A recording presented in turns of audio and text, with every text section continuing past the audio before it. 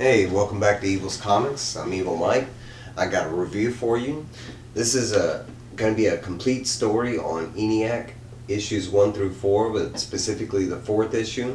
Um, it is basically, this is done by Bad Idea Comics, by the way. Matt Kent, the writer, Doug Braywhite, Diego Rodriguez with the art. Um, it's basically like a supercomputer that has taken over, the like we created the supercomputer, made it like all thinking, all powerful, and basically it did what a computer does, and it kept on thinking and growing, and it got to the point where it kind of got invested in our warheads and our internet and everything digital, right? So at some point the government and NASA and a whole bunch of other people start getting scared for good reason, and they tasked this team to, try and find where ENIAC is, and ENIAC is the name of this supercomputer, we'll call it. It is beyond a supercomputer because it's like a machine, but I think at this point it's really digital. It's not really, and that's kind of where we go wrong in trying to find it. Because we find out, like in the last issue and this issue, that ENIAC has also been able to like affect our minds, and all along he's had sleeper cells that have been integrated all throughout the world, and using and it's explained pretty simply and intelligently that using drugs and different technologies, surgeries, stuff like that. Not really surgeries, I'm sorry, but using stuff, he was able to influence minds, and without them even knowing it. And they kind of say it as like he kind of puts himself into like as our conscience, and how people talk to themselves in their head and kind of stuff like that. Well, in this book, they're kind of saying that was ENIAC all along, and all of us, if you've ever had that, where you talk to yourself, or ever had those conscious moments of the good and the bad, that really was like ENIAC messing with our brain type thing. And they kind of show you that it triggers throughout, for different people throughout life. Like it might be a TV and some games, might be one of those like old Telltale, electronics, or maybe a Casio watch, but they kind of go into the now, and they are supposedly have tracked out where ENIAC is, and there was like kind of like a riddle type thing where it was like they could either feed him this code that would kill him, or they could like give him the codes naturally so he could do something else. But it was like a peaceful resolution or a kill him resolution, and basically they are tasked to kill him. So it was like most of the Marines and everything that are here, it's really these two girls, and they're focused on the cover, but they have a group, like a squad with them, but they're really supposed to blow the sucker up. And they get there, and it's like they have this whole dilemma about, because ENIAC is that smart and he's kind of known all along. The one blonde chick, and I don't, bad with names, I don't remember their names. They don't really go into a bunch of everybody's name in this book, but they are the two main characters, the two women. But the one white girl, she starts having this, like back and forth, like she has been infected and stuff like that. The other Marine, they start smelling gas, and the other Marines, they kind of, they do this thing where they go looking for the gas, and they find it. And the first Marine that finds it, he has this whole like psychedelic trip where he starts remembering this one moment in his past, and he's like stuck in this moment, and he's it takes him back to when he was a kid, and he's just stuck there.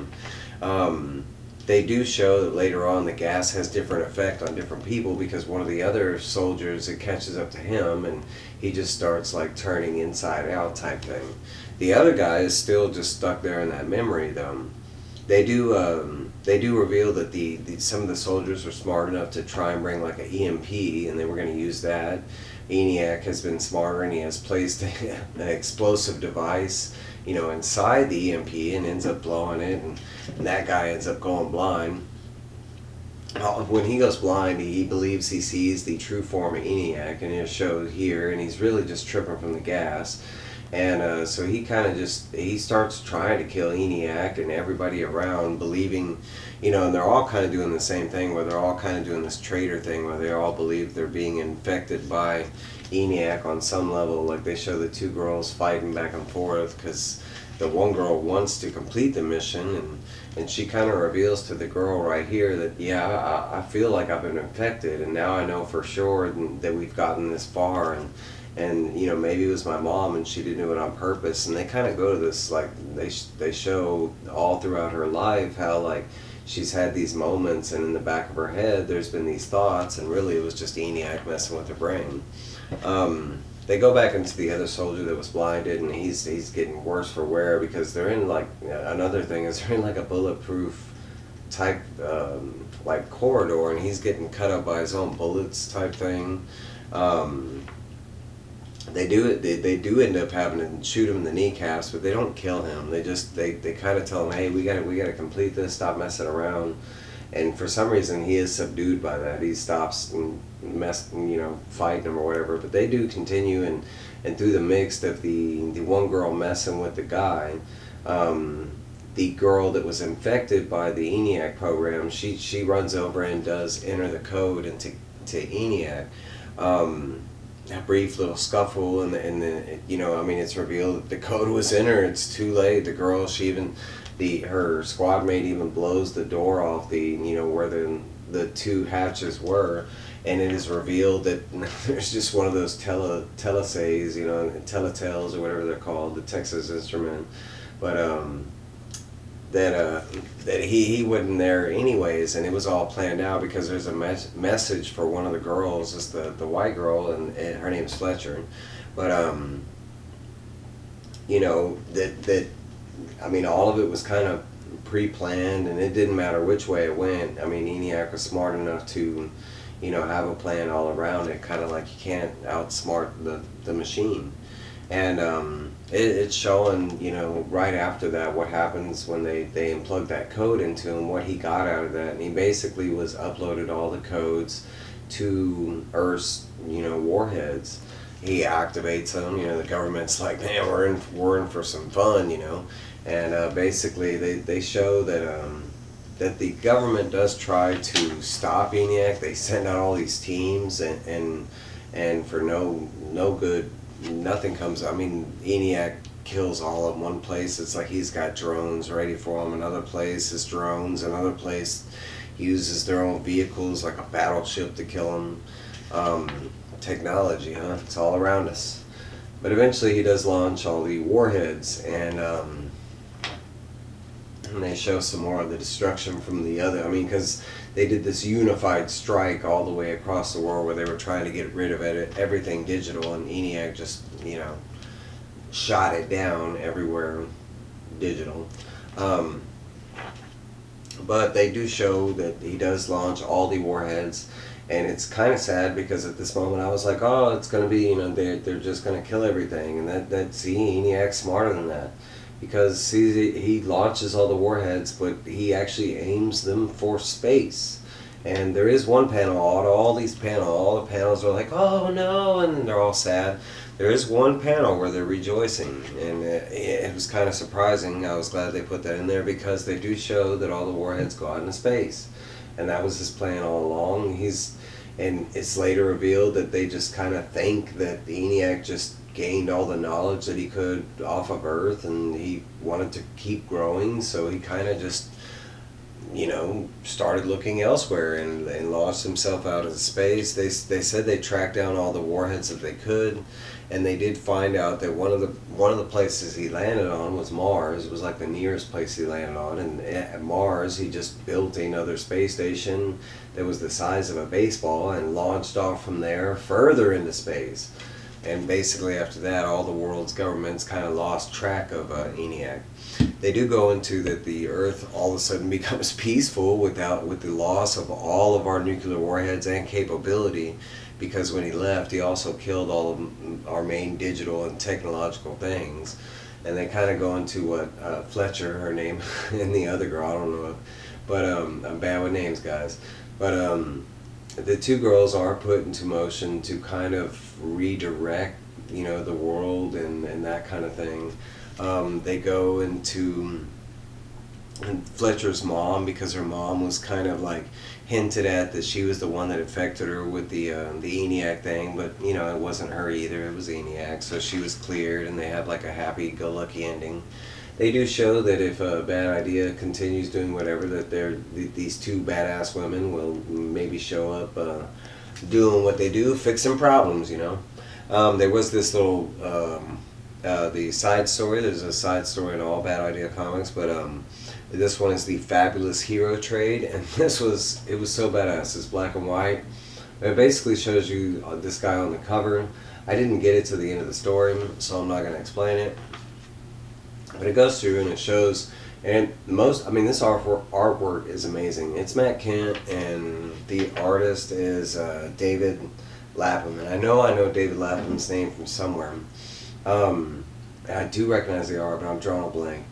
But it shows this guy, and he's got these teeth, and he's basically, it took me a little bit to tell what it's showing from this one page here, but he's literally grinding this tooth down to snort.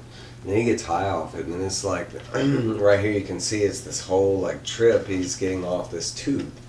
And it showed here that eventually, like after the trip, he wakes up, and he has this like, these plants, and he grinds down some more teeth, and he feeds those teeth to the flowers, and they kind of grow into these like flowers with teeth, and then he takes their teeth and he grinds those down. From those teeth he takes out and he peddles to like people, like like a drug, and because he's getting high off that one tooth. But this is, I guess, like a low-grade version of the tooth, and he's out there slanging some teeth powder, or I don't know. But eventually they do show this like shadowy figure right here that is watching said gentleman, and they do show later on that it's this kind of secret team that's following him and stuff. This response team, Quantum 4. Artifact confirmed is what they say, because this guy has got something that they're after, this Quantum 4 artifact. They go back and this guy gets all drugged out again, and he falls asleep, and I don't know, irony, but the plant teeth end up eating him. But they do show that the secret team come in and they abstract the artifact 4, which was one of the teeth. It looks like the guy had a lot of teeth, because back to the front cover we now see that it's some kind of hero, and his name is Captain Fab, and this is some kind of French recovery team that are trying to rebuild Captain Fab. Evidently somebody took out Captain Fab, and they've been selling his parts on the black, and somehow that guy got his teeth, and he was getting high off of Captain Fab's teeth. Yeah, great little side story. It's kind of funny. I love that the whole use of art with the story, and man, Bad Idea, right? But that was ENIAC's number 4, but stories 1, 2, 3, 4 basically. In a nutshell, great art, great story. If you have a chance to pick it up, there's a lot I left out. A lot. It's these are always like brief summaries. To read ENIACs 1 through 4, I think it'd probably take you about an hour. I don't know. That's all I got. Like, comment, subscribe. Did you read it? What'd you think? If you didn't like it, let me know that too. All right, guys. Ah.